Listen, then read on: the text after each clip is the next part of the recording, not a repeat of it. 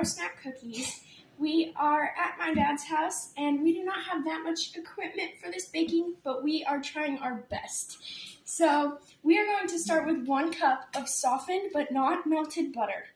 And we will put it in our wet ingredients bowl, and we will put the dry ingredients in a different bowl.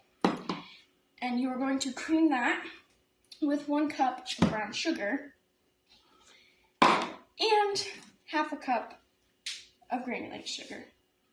And we will cream that up. So now that this is nice and creamed, we are going to add 2 teaspoons of vanilla. Usually I don't add vanilla, but for this recipe we are. I like substituting it with maple because it tastes really good with the cinnamon and different flavors, but it's okay. We then will add 2 eggs.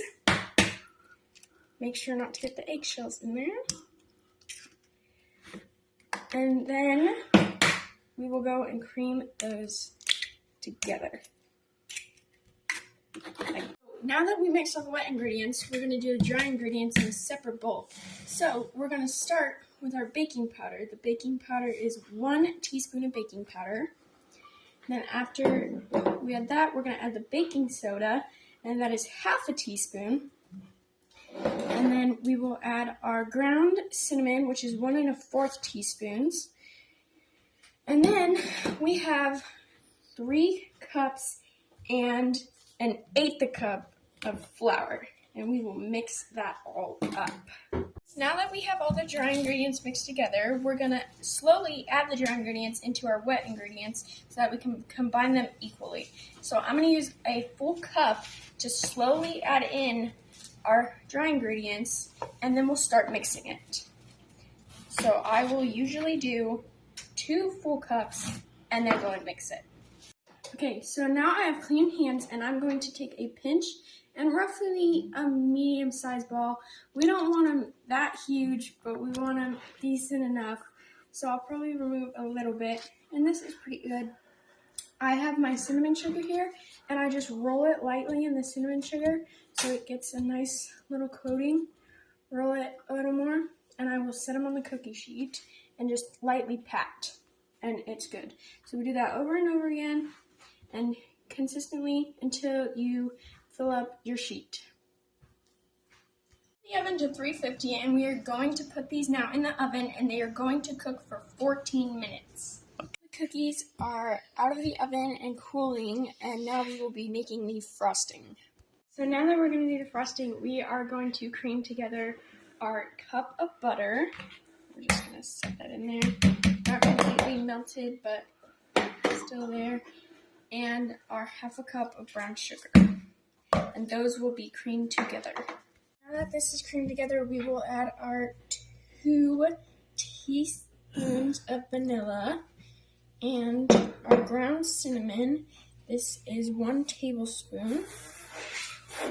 And that will get creamed together, and then we will add the rest. It's creamed together now with everything, and we're going to slowly start adding in our powdered sugar. This is 4 cups of powdered sugar, but I slowly add until it's ready and in a nice consistency, and then I will slowly add our milk. So I will take a half a cup, a little bit, and just kind of like mold it in to this, and we will slowly mix this in, and then we will add our milk in.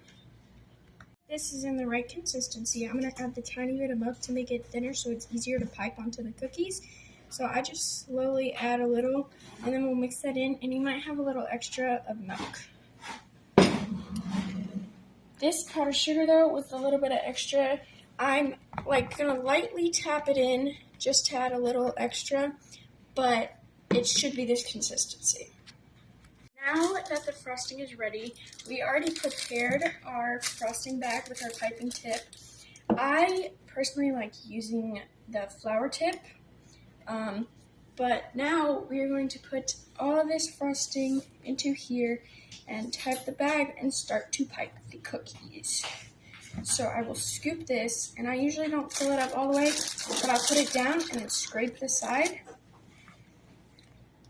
And I'll usually do 2 scoops, and then that will finish that. I'll pull this off the cup, keep it nice and steadily up, squish it together, pull it up, and squeeze the air out at the top so it can evenly go in. And I will twist it. And we have the tip. I will fold it neatly, grab one of our cookies, and start at one side and just slowly start to pipe. And we will go round and round and round neatly and nicely. And you've frosted the cookie. Usually I will sprinkle a little bit of that extra cinnamon sugar that we got from rolling the dough in, but right now this is what it comes out with.